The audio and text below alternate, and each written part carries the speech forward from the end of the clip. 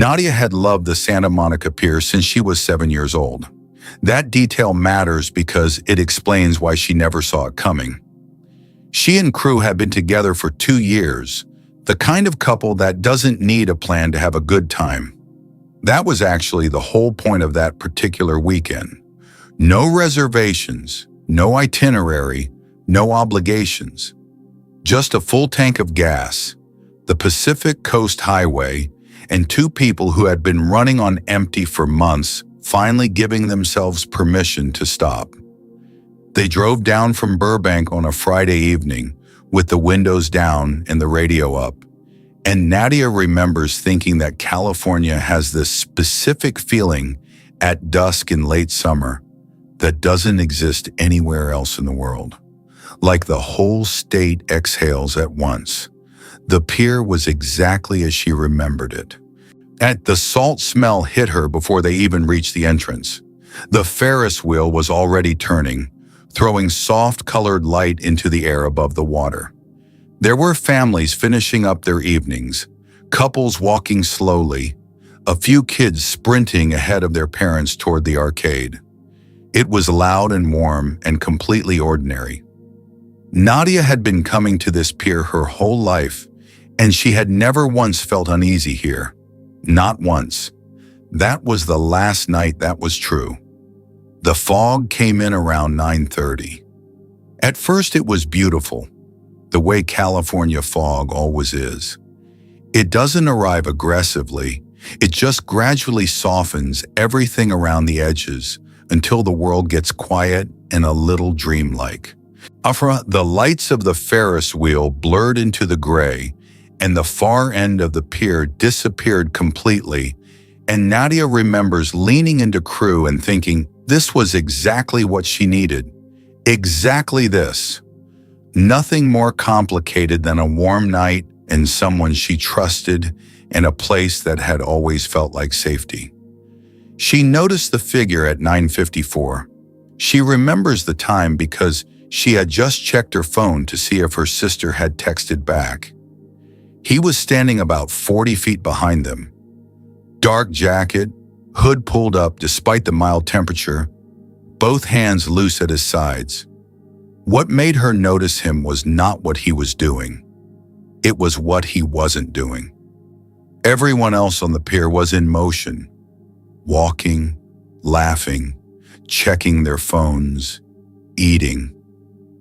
He was completely still, not leaning against the railing, not looking at anything in particular, just standing, facing forward in the direction of where she and crew were.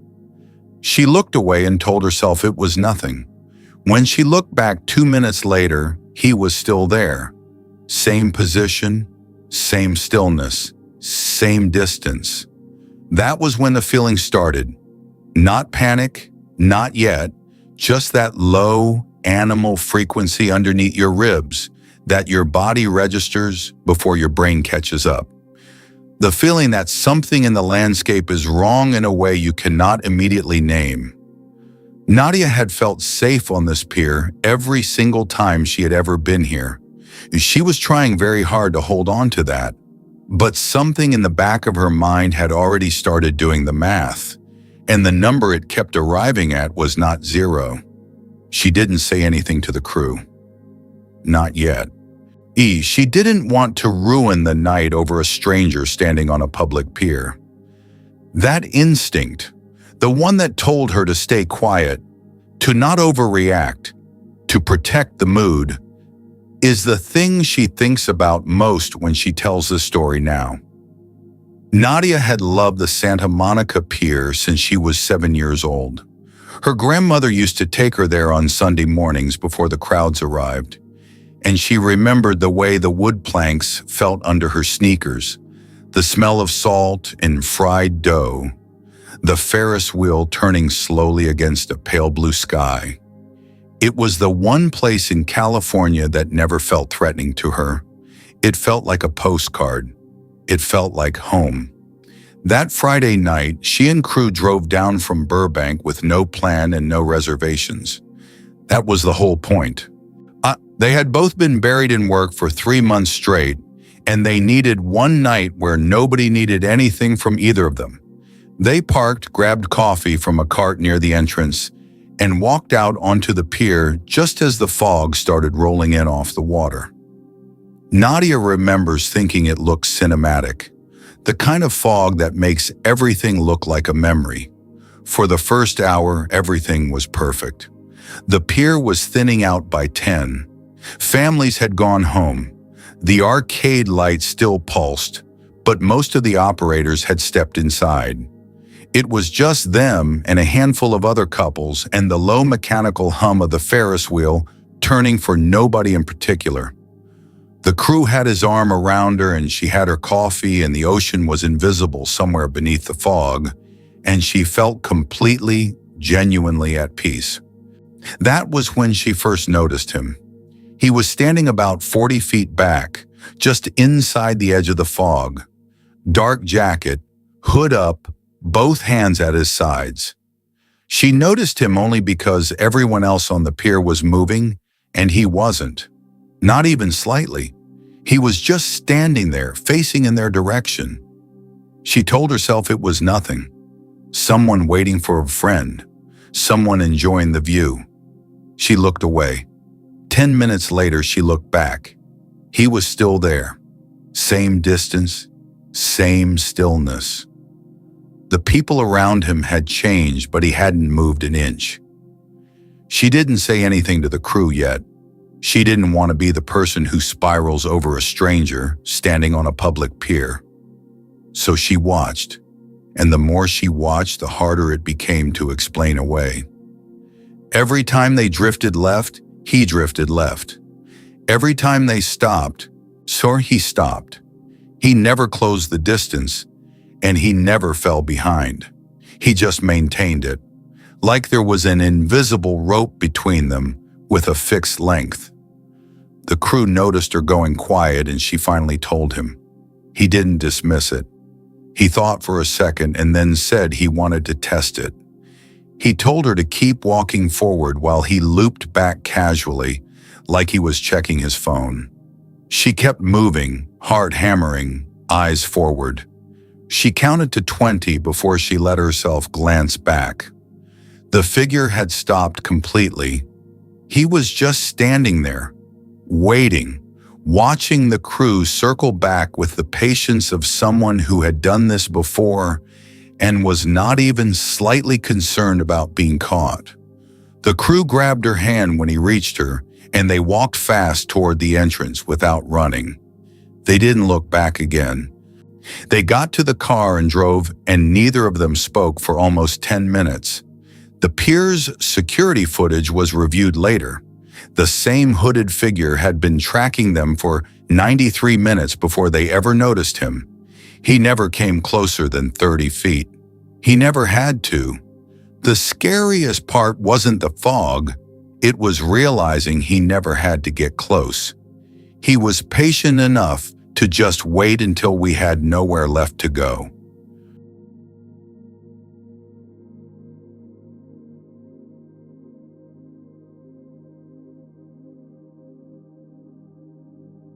Solène didn't know it yet, but someone had already been inside the house before she finished unpacking her camera bag.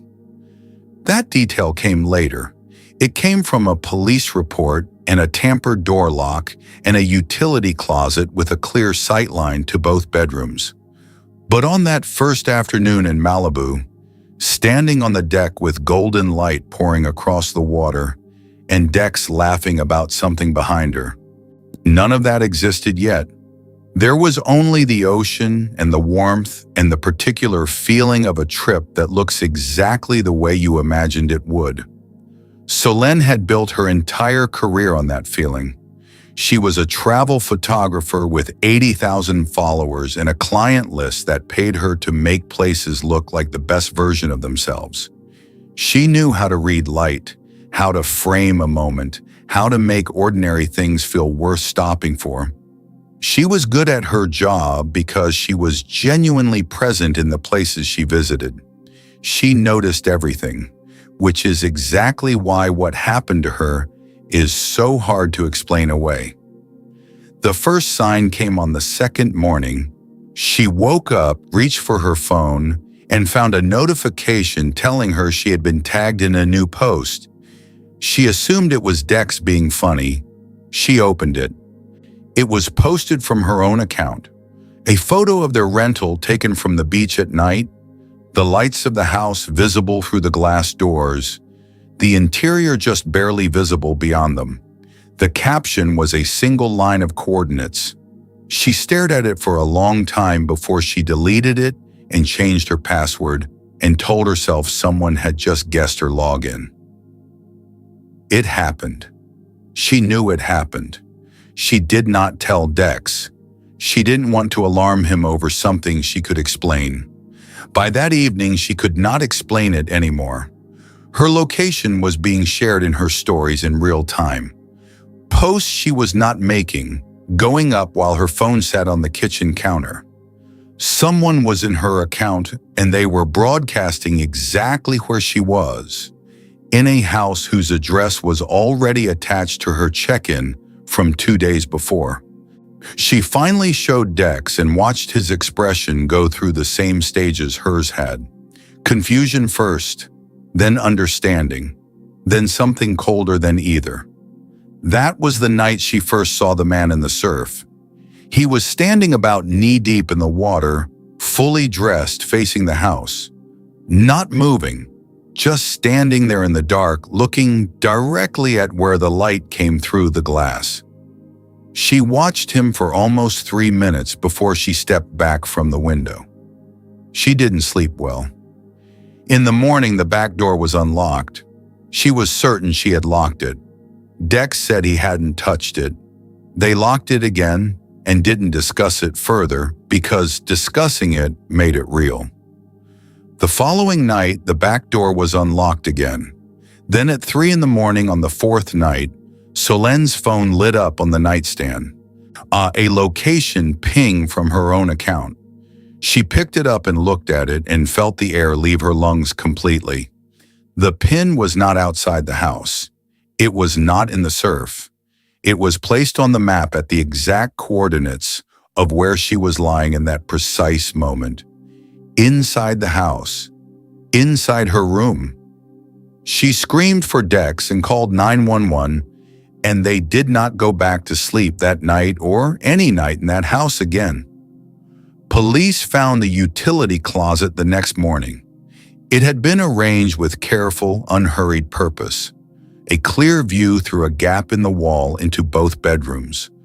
Water bottles lined along the baseboard. The back door lock filed down so it wouldn't catch. He hadn't broken in. He had simply made it so the door was never really locked at all. He knew everything about us before we even suspected he existed. That's what I can't shake. We were already being hunted before the trip even started. The man beneath the floor had been there since before they arrived. He was already listening when they carried their bags in. He was already listening when Rafferty opened the wine. He was already there for all of it, from the very first night, in the dark beneath their feet, waiting for something none of them could name. They found that out later. At the time, they just thought they were alone.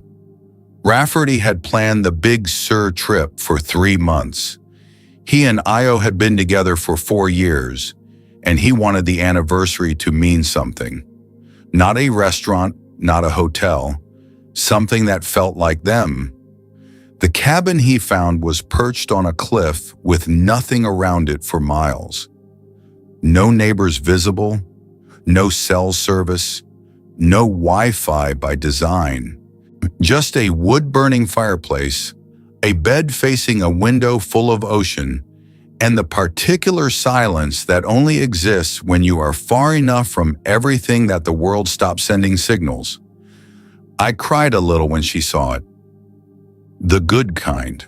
That first evening was one of those rare nights that actually matches the version of it you imagined beforehand. And Rafferty remembers thinking that some trips just get it right from the start. The knocking started on the second night. It was slow and rhythmic, coming from somewhere beneath the floorboards near the back of the cabin. 3 beats, a pause, 3 beats again. Rafferty lay there in the dark listening to it and running through the list of reasonable explanations. Pipes expanding, an animal getting comfortable under the foundation. The structure settled in the coastal wind. He landed on pipes and went back to sleep because the alternative required energy he didn't have at midnight on his anniversary trip. But it came back the following night, and the night after that. What started to unsettle him was the pattern. It only ever began when the cabin went fully quiet. After they had stopped talking, stopped moving, turned the lights off. And the moment he shifted his weight toward it, even just sitting up in bed, it stopped. Completely. Instantly. Like whatever was making it could tell the difference between them sleeping and them listening. He didn't tell Io. Then she found the scratches. She noticed them on the third afternoon. Fresh gouge marks in the wood around the crawl space hatch near the utility corner of the cabin. Not old wear. Recently. Deliberate.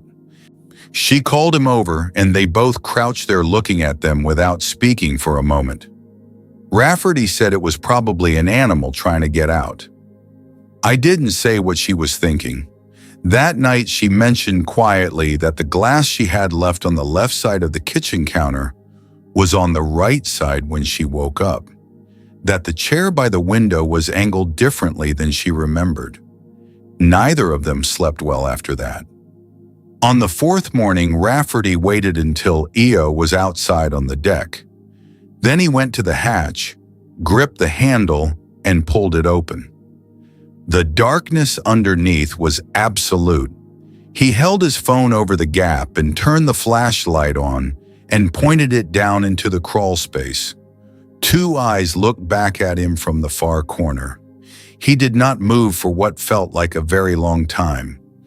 Police extracted a man from beneath that cabin who had entered through a broken foundation vent on the exterior wall.